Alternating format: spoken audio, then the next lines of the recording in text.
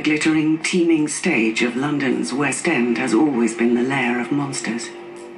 Murderers, rapists and robbers have hidden themselves away in its crowds and alleyways, attracted by the endless procession of young, innocent prey thronging the streets. In the early summer of 1985, the rarest of all criminal phenomena took place. A ruthless gang of sadistic paedophiles, intent on abusing children on a scale that was to shock the nation. This wolf pack showed no remorse, as it brought terror, human depravity and death to 3 young boys in a perfect storm of such cruelty that few at the time could believe was possible. Gangs of paedophiles, and particularly sadistic paedophiles, are extremely rare. What motivates them is sexual, erotic fantasies, which tend to be fixated in childhood. This gang were probably on a feeding frenzy. They would all be motivated, they would all get more and more highly excited, highly eroticized at the injury they were inflicting. Once that had started, the end result of death was inevitable. In the early summer of 1985, an errant teenager was busy having adventures in the West End. He was Jason Swift, the 14-year-old son of Sidney Swift and Joan Nurcombe. Jason had been born in Nuneaton, Warwickshire, and now lived on a housing estate in Hackney, in London's East End.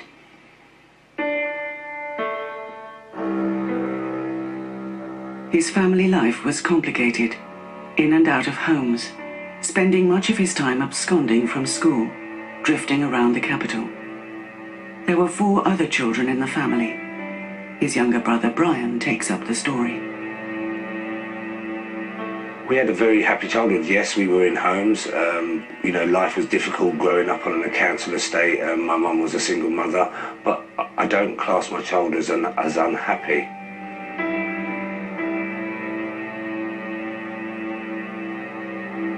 Jason was 13 and I would have been 12. We were, you could say, inseparable because due to our growing up together, in the same home together, same foster home together, and then going back to live with my mum together. I think it was when he was about 13 that he started to do more his own thing. Jason went to a special school, Horizon in Hackney, and they gave him a free Red Bus Rover at the time, they were called. Once he had this free Red Bus Rover, it was like a license to explore. I think he was mentally younger for his years and didn't quite understand that being a child you couldn't actually be such a free spirit and roam the streets upon your own. Jason's favourite pastime was a love of foreign coins. I'd say it was his big love. He used to travel up to Charing Cross Market. I went with him on one occasion to collect coins. He made my mum a beautiful coin display that sits proudly on a mantelpiece.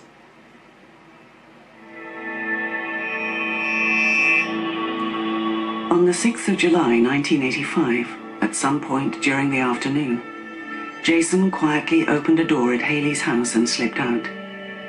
He had done this several times before, going to friends' houses and up to the West End to play the fruit machines. He had a bus pass, which allowed him to travel all over the capital, and he did. But somehow this time was different. He took some coins in a tin, a little of his sister's cash, and significantly his most prized possession, an old Monopoly set. It never left his side. He was gone. At the beginning, when it was just around London, it would be just sort of during school days, and where he would sort of then say he was at my mum's or at my sister's, would then, when it became a bit longer, would I believe when he was travelling more with the fairgrounds.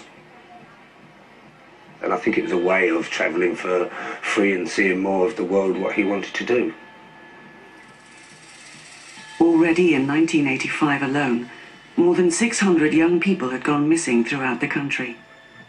The vast majority had travelled to London before they disappeared. Every other train to King's Cross and coach to Victoria deposited more kids on the capital streets. Many naturally gravitated to the West End, where the bright lights and countless amusement arcades attracted them like moths to a flame. As hunger, thirst, cold and depression set in, and as the realization dawned that the streets in London were not paved with gold, the urgent need for instant, easy cash drove many of these youngsters along a very well-trod path. Jason was a 14-year-old boy, and like all 14-year-old boys, likes excitement. London, our capital city, is a magnet for everybody. I love London. I love coming here. It's got a buzz, it's glitzy, the glamour, it's fast-paced. Jason lived in London. The school gave him a bus pass. He wasn't the only a young boy there to have one, but that was his ticket to get to the West End, where it was all happening. In reverse, people who want to indulge in sexual activities with children, they are the hunters. They come here knowing full well they've got to hang around in the West End, the bus station of Victoria, the main railway stations, and the chickens, that's the young boys and young girls, will come to them, and that's where they spend their time. And Jason was a willing participant to come here. He enjoyed the buzz of the big city, and then he fell foul of those that did what they did to him.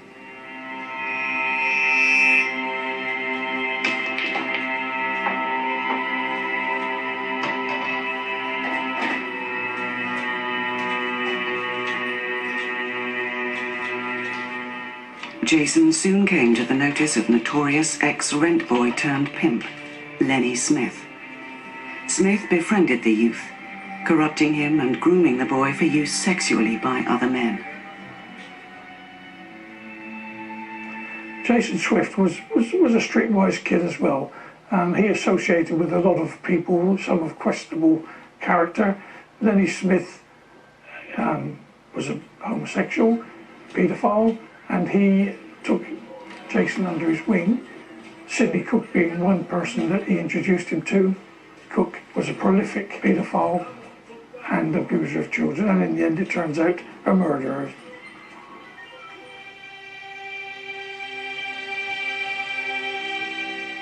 His mother Joan did not immediately alert the police because she assumed it was another of his many escapades and that he would soon return.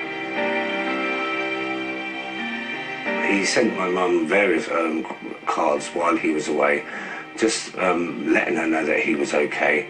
He never forgot her birthday, but the general feel of the card was just to say, look Mum, I'm okay, I'm just out there searching for whatever he was looking for, really. Indeed, Joan received 2 postcards from him, one from Southend and one from Brighton, saying that he was with the fair and was going up north. But as days turned to weeks and then months, the family began to fear the worst. I think Jason, once he started travelling with the fairground, got more and more involved with travelling around with the fairground, and I think this is where, as confirmed by the police, he was actually groomed by these evil monsters.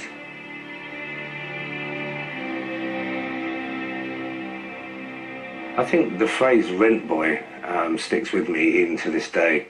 As far as I'm aware, rent boy means young male prostitute, and as far as I'm aware, and I think confirmed by the police, Jason never was a rent boy.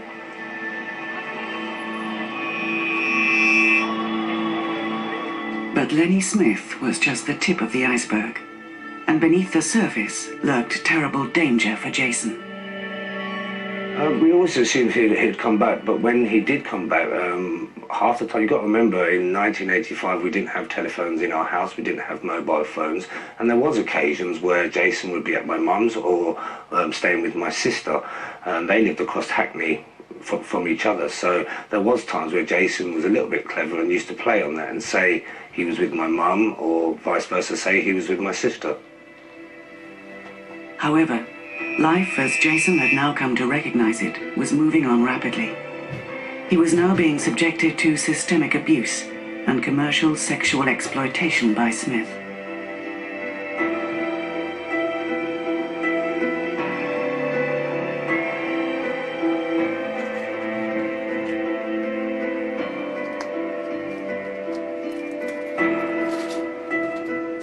all his young, streetwise abilities and instincts, which had so often got him out of trouble in the past, Jason had now been drawn unwittingly into something far more sinister and dangerous. From this moment on, the boy was in mortal danger.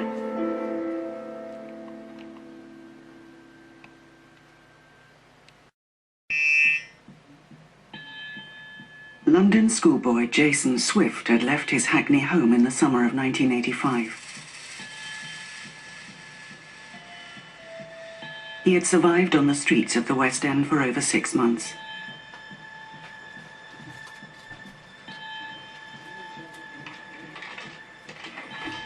His perilous situation had forced him into the company of a group of evil sexual predators who had ruthlessly abused and exploited him over many months.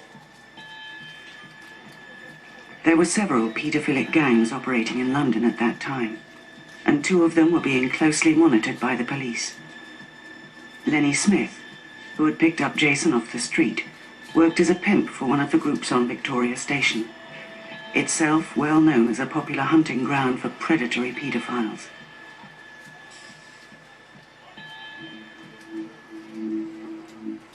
A large gang of such criminals had worked out of a safe house located close to the station. The police nicknamed it the Dirty Dozen. Its main base was actually in Croydon. Lenny Smith supplied the boys at £5 per child. Jason was added to the Dirty Dozen's list, and from that point, his fate was sealed. The Dirty Dozen gang was led by Sidney Cooke, a 58-year-old itinerant fairground worker.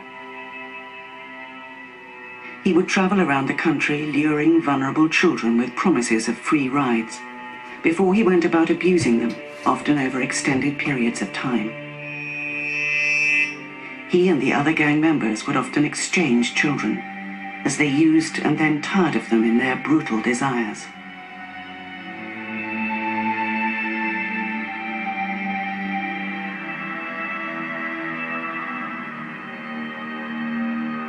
Cooke arranged with Smith to meet and collect his latest chicken at Croydon Station. It was the meeting which was to seal Jason's fate, and it seems likely thereafter that Cooke kept the boy with him as he travelled around the country for a few months.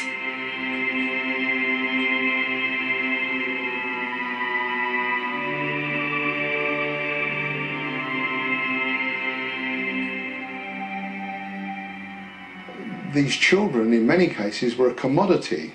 So when dirty man A is finished with the young boy he's got, he would trade him on or pass him on to somebody else. They were moved around. It is awful, awful, absolutely gut-wrenchingly awful how these young kids are dealt with. Cooke's influence over the other members of the wolf pack was immense. All were evil and all different characters.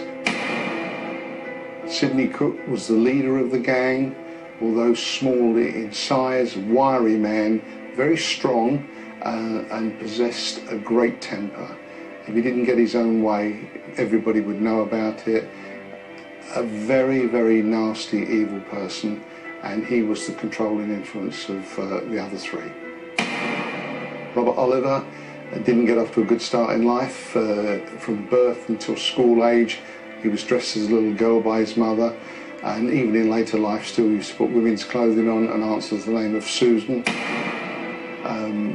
Leslie Bailey, again a strange man, had spent a lot of time in care child homes, looked and would answer to the nickname of Cat Weasel, a former television character.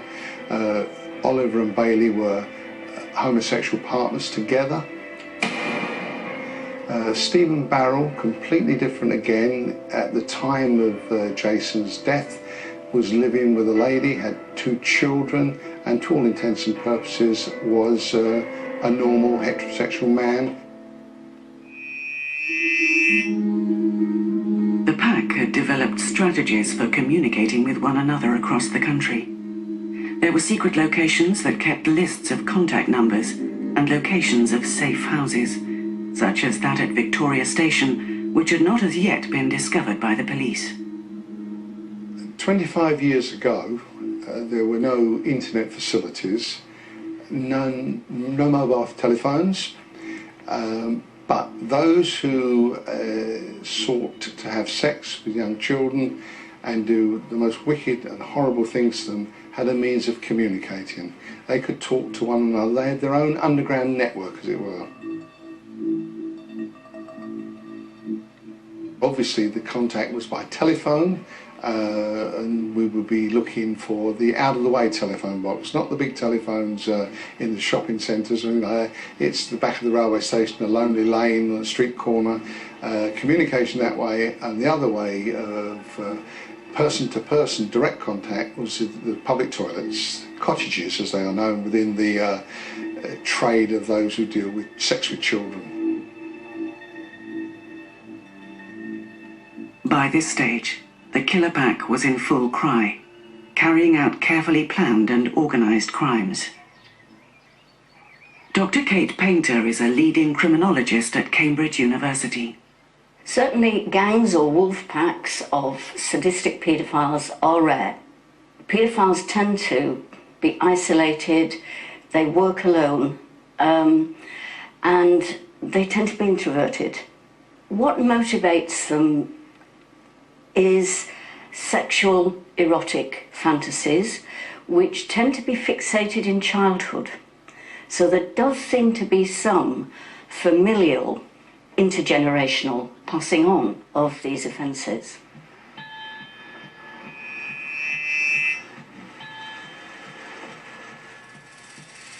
At around 5 p.m. on November the 29th, 1985, the four wolves, led by Sidney Cooke, assembled in a tiny, filthy flat on the Kingsmead estate in Hackney, East London, owned by Uncle Donald Smith, an older man in his 60s, who played a significant, if more shadowy, role in the overall operations of the pack.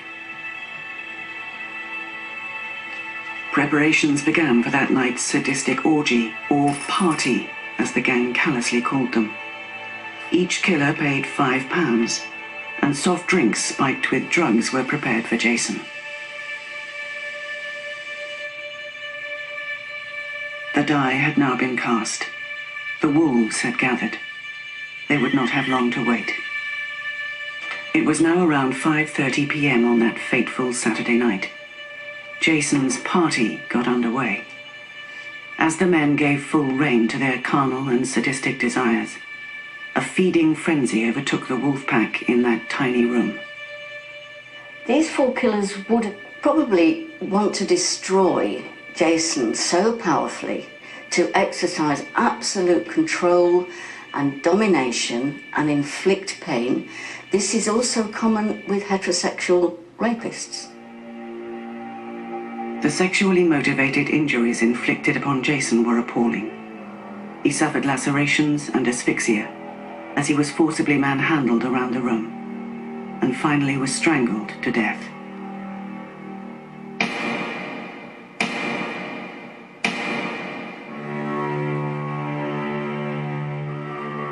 But by first light the next morning, it was all over.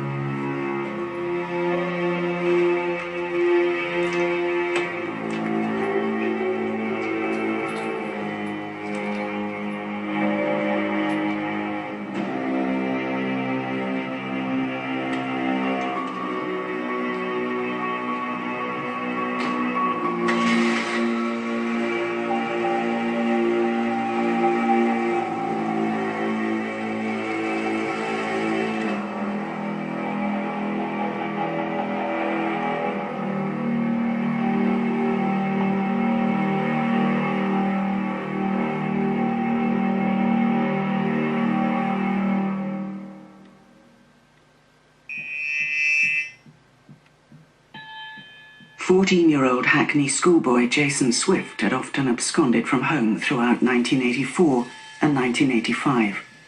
Now he had been missing for more than 6 months. He had been living rough on the streets, been befriended and sexually exploited by Lenny Smith, then taken and abused by Sidney Cooke whilst working on fairs around the country. Finally, He had been the object of appalling sexual sadism at the hands of 4 evil men in a flat in Hackney on the night of the 29th of November, 1985.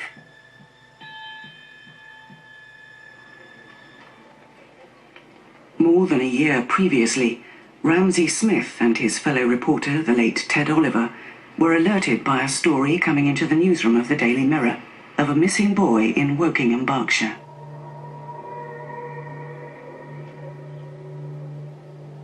Mark Tildesley was only 7 years old, but had been lured away by a then unknown individual. His parents were quick to search for him as soon as they realized he was missing. But all that was found was his bicycle chained to a railing at the site of a local travelling fairground. It was a very disturbing case, and it was something that we thought we should look at in greater detail.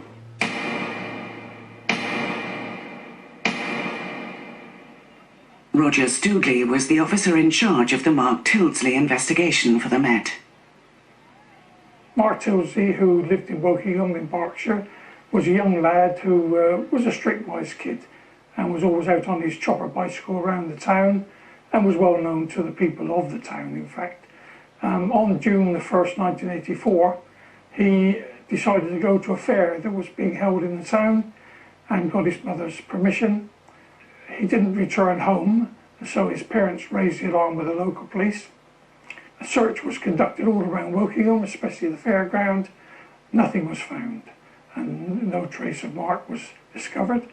But several witnesses described Mark being taken along the road by what they described as a stooping man.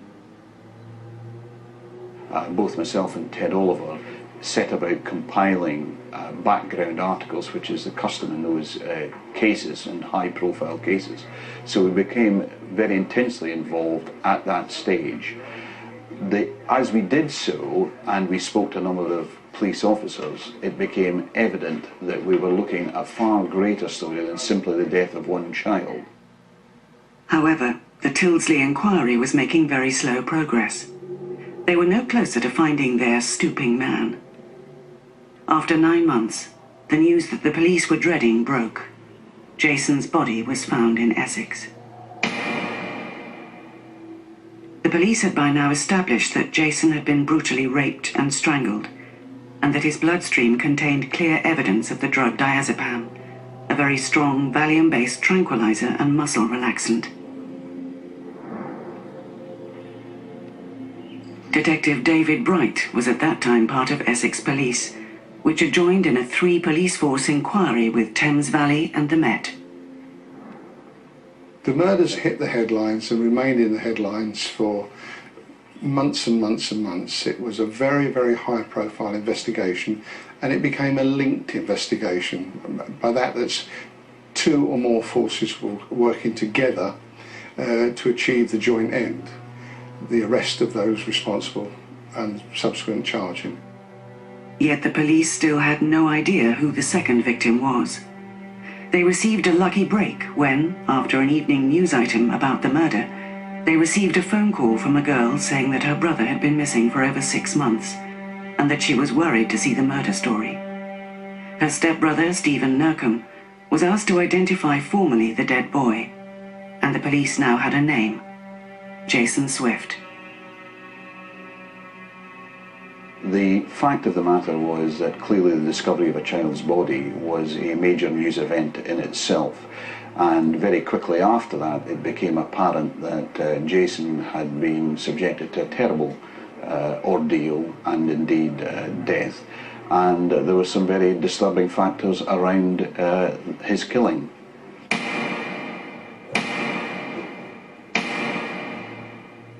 It was covered widely, but at that stage no one knew the extent of the gravity of the crimes or the enormity of the crimes being perpetrated by the gang. The sense of outrage from the editor of the Daily Mirror at the time, Richard Stott, and indeed amongst police officers both in the Metropolitan and Essex Police, was such that they wanted the full details of this story to be written. 3 days after Jason's body was discovered, an and 16 months after the disappearance of Mark Tildesley, the body of 6-year-old Barry Lewis from Walworth in South London was found in a shallow grave, less than a mile away from Jason's grave. The police now had 3 child murders on their hands, and still no clear results. Young Barry Lewis was a young lad of about 7 or 8 who wasn't a streetwise kid, and he didn't fit the pattern of the others. He was very afraid to be out on the streets and would only be out for a very short space of time before he wanted to come home. So he was abducted within a very short time scale, and he certainly didn't fit the pattern of Jason or Mark. Had the police forces had the luxury of modern-day forensics and DNA testing, it might have been a different story. Alison Fendley is a senior forensic scientist and explains what modern forensic science can now do to help provide police with new evidence. The most significant advance in forensic evidence in the last 20 years has got to be the advent of DNA profiling. I mean, it was just about on the horizon 20 years ago, but it's come a long way since then. In those days, to get a DNA profile, we needed maybe enough blood about the size of a 10 pence, 50 pence piece, and it could take many, many weeks to develop a DNA profile. These days, we can get a profile from a few cells that aren't even visible, and we can get a profile within 6 hours. We can obtain DNA from a surface that's just been touched, perhaps. But we know from experiments that we've done that some individuals are what we call good shedders of DNA and others poor shedders of DNA. So a good shedder of DNA who had just picked up a glass momentarily and sat it down again would have left plenty of DNA behind. And all we would need to do is swab that surface and extract the DNA found on that swab to get a profile. Alison explains the current procedures for examining a body discovered in the ground. Depending on the state of the body, really, and how long it's been there, obviously, or if it's been very cold, it could have been preserved quite well. So there'd be a normal examination in the orifices for any body fluids that might have been left behind if the body was in that state. So if we're thinking the child had been abducted, kidnapped for sexual purposes, perhaps, then we'd be checking, looking for any presence of semen. But depending on how long it's been there and the amount of contact between that body and anyone that might have been handling it, we might still may be able to recover DNA from the surface of the skin, swabbed from the surface. However, detectives back in the day had their own tried and tested methods of getting into the minds of the criminal perpetrators. Any detective, and particularly if you're in charge of the investigation, you need to spend time at the scene of the crime. In the trade, it's known as the golden hour. It doesn't have to be 60 minutes, it could be 10, 15, 20 minutes, it could be 3 or 4 hours. The object is to put your mind, yourself, into the mind of those responsible and try and plan and get the thought process of what they plan to do. The first, what I would deem to be a golden nugget, golden moment, was within a few days of Jason's body being discovered, when a very alert mother took down the index number of a Jaguar car, which was owned by Sidney Cooke, and he tried to entice a 13-year-old boy into his car. That, in due course, allowed us to put Cooke with that car, which was used to transfer Jason's body after his death. Pressure on the police to crack the case was enormous, fueled in part by a press campaign led by the Daily Mirror. Initially, there was outrage at the death of a child, quite understandably so, and it was widely covered by the press throughout the UK. It became evident that there was a true web of evil in existence here. Child murders had been committed. Not all the perpetrators were being brought to account. In the words of one police officer, people were getting away with murder. The inquiry team were equally astounded that a number of men could act in concert in the way that they apparently did. And as was demonstrated by their inquiries, they still believed that solitary paedophiles was the norm. And it was only by gathering information on the other gangs that the realisation gradually set in that there were other people who could do it in company with other men. the police made good use of the press in trying to solve the Jason Swift killing and indeed subsequent murders. The fact is that they tried to put pressure on suspects by making public certain elements of the case and to cause alarm amongst the quite large group of people who were somehow involved. The police now believed they had a clear understanding of what happened, but no real evidence. The only option was to interview the suspects over an extended period of time, waiting for an incriminating revelation from one of the suspects. My investigation was hampered by the lack of actual evidence. We had plenty of information which we'd gleaned over a number of weeks and months, but we had to move the inquiry on to gain some evidence with which we could charge people. We first of all brought in Leslie Bailey, who was deemed to be a vulnerable person with special educational needs, and so he was interviewed in the presence of a Salvation Army officer, which was to ensure fairness. A lot of the time the interviews were non-productive because he would repeat a lot of things that we put to him which wasn't evidential, but we then married the evidence he was giving us with other evidence we had, and so we enlarged the number of people we were interviewing. We interviewed people like Donald Smith, who'd featured in the Jason Swift inquiry to start with, and other people we felt would give us evidence.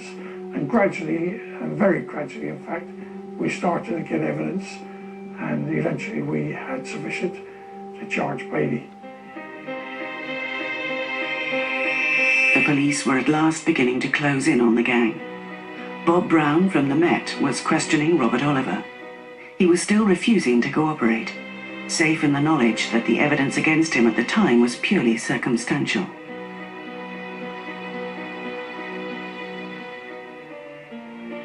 Meanwhile, David Bright of Essex Police is not making much headway with the third major suspect, Stephen Barrell. Barrell is denying all charges and stalling for more time.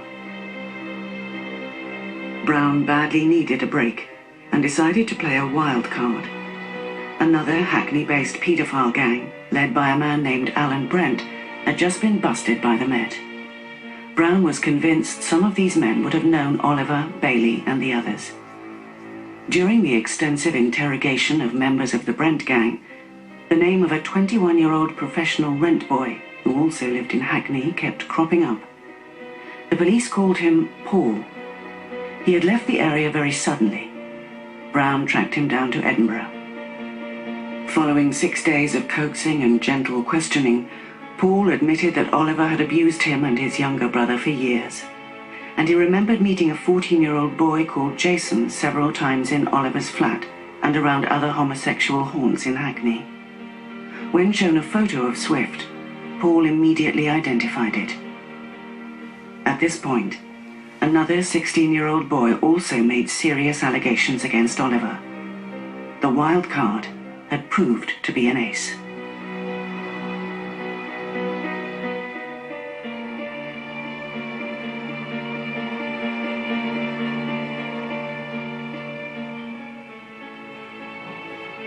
Another lucky break was through Barrell's common-law wife, Janet Fitzsimmons.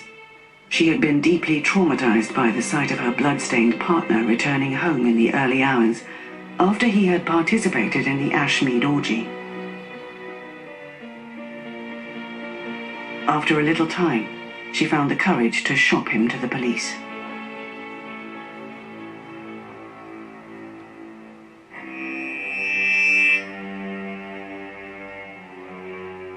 Finally, the ringleader, Sidney Cooke.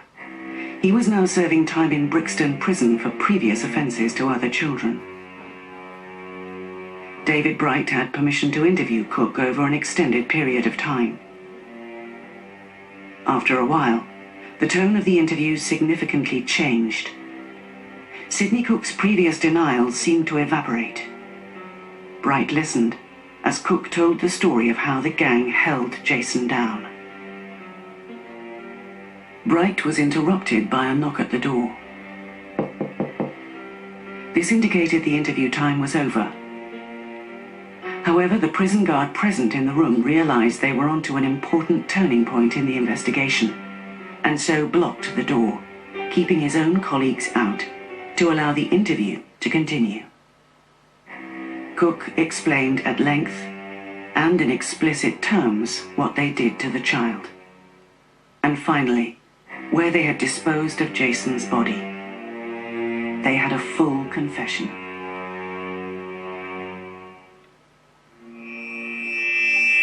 Almost 2 years later, as the pack of killers prepared to enter the Old Bailey dock, the agonizing twists and turns which had defined the whole police investigation persisted.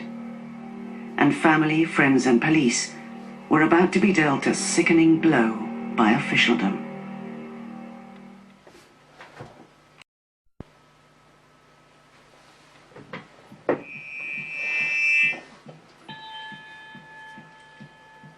In November 1985, a lethal wolf pack of sadistic child killers had brutally gang-raped and killed London teenager Jason Swift. The boy's body had been driven from Hackney to a remote farmland in Essex and buried in a shallow grave. 2 other young boys had also been killed in an equally horrific manner. Following a major nationwide investigation involving 3 police forces, Jason Swift's killers had all now been arrested.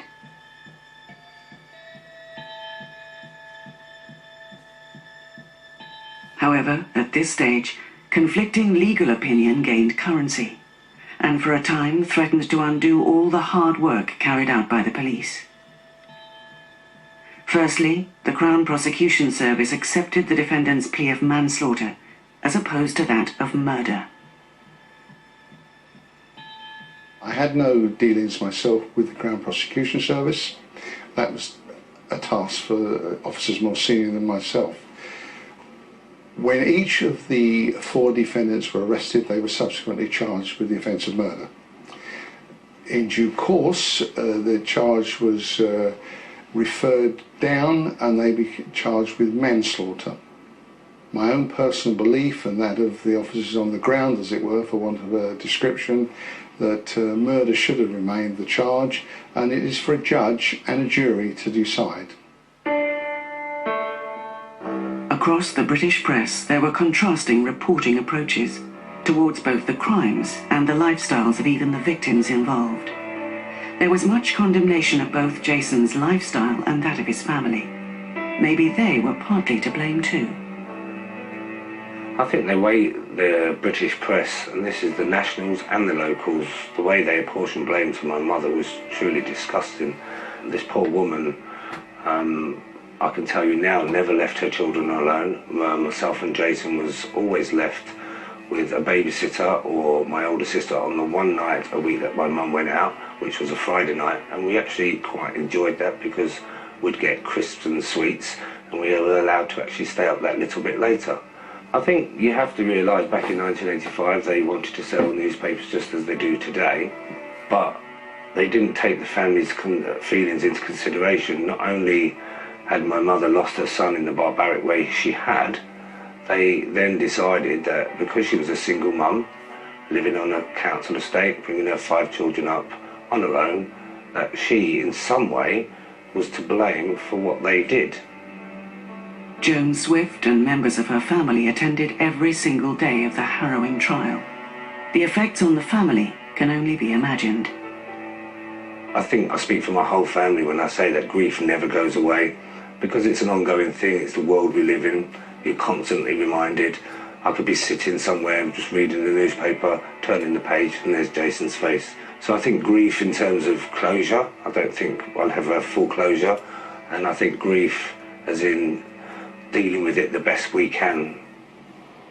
And then, as the case reached its conclusion, Members of the jury, You may well find the acts of this Bailey case and Stephen distressing. came I out saw Jason The at the killing flat of on a about 14-year-old 12 and occasions. they said they'd been to Kingsmead. homosexual orgy. They'd been a Then party. he would have had 2 or 3 It is boys the on most the horrific court. case I've ever had to deal with. Jason Quite a had few run at that away time. from Going his out, behaviour. My lord, getting it, coming Shady back. the boy Right. made the jury visit the site where the body was Body of a boy discovered. in black. Every valley. Easy I saw back. Jason speaking to Bruce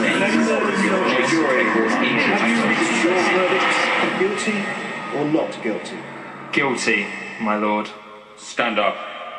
Sidney Cooke, you will go to prison for 19 years. Leslie Bailey, you will go to prison for 15 years. Robert Oliver, you will go to prison for 15 years. Stephen Barrell, you will go to prison for 13.5 years. Take them down. On the 12th of May 1989, the defendants were all found guilty of manslaughter. But the Swift family and the police were to be deeply upset when later in 1989, the sentence on Sidney Cooke was reduced by 3 years on the basis that his lawyers argued he was not the actual ringleader of the Dirty Dozen, or even the ringleader of the group that killed Jason. During the trial of Leslie Bailey, when he admitted the killing of Barry Lewis, it was contended then by Sidney Cooke's defence barrister that Bailey had described himself by admitting the killing as being the ringleader of the gang, which was clearly untrue. Sidney Cooke, without doubt, was the leader of the gang. And when the contention was placed before the court, there was no objection to it from the Crown Prosecution Service, which was astounding. They knew the evidence as well as I did, and the whole team were amazed that it was not questioned. And the fact that Sidney Cooke received a reduction in his sentence as a result of one man being honourable enough to admit his part in the crime was something that we will never forgive. However, the press was not to forgive or forget his atrocities that easily. The Mirror, amongst others, were convinced his true nature should never be forgotten. I think it's fair to say that the role played by myself, Ted Oliver and the Daily Mirror in this tragic episode was to expose the full extent of the web of evil that was in existence at the time. These were shocking, disturbing child murders that perhaps otherwise would not have been afforded the same notoriety as previous child murders have been given. And I think that that is how I would regard the Daily Mirror's contribution to this case. It has always been with us, and methods to try and deal with it have not been successful.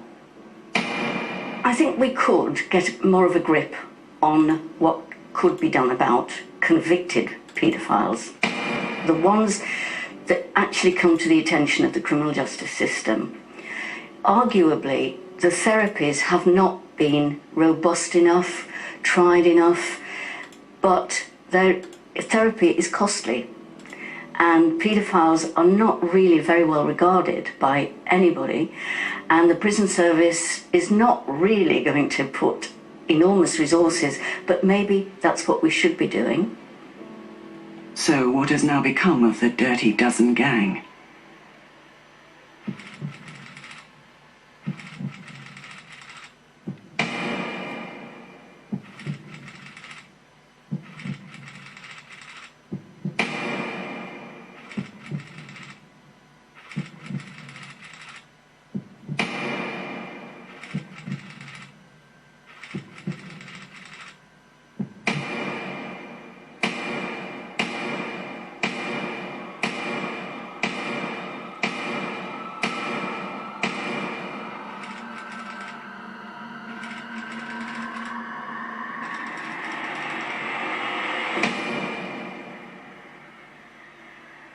I don't say this lightly, but I say it truly when I say in a perverse way, we are the lucky ones. And I mean that in the sense that we know where Jason is, we visit his grave, we take flowers there. I can't imagine for the life of me the pain that poor Mark Tilsley's mum, for instance, must go through to this day when she doesn't know where her little boy is. Knowing where Jason is kind of gives you some aspect of closure. And, you know, you deal with your pain and you go to the cemetery and you visit him and you talk to him and you tell him about your day, about your life and what's going on. So in that respect, you know, there is some sort of closure. And again, going back to not knowing where Jason is, if I didn't know where he was, I wouldn't have that. So for me, that's a massive part of actually dealing with our grief as a family, is that we know where our poor boy is.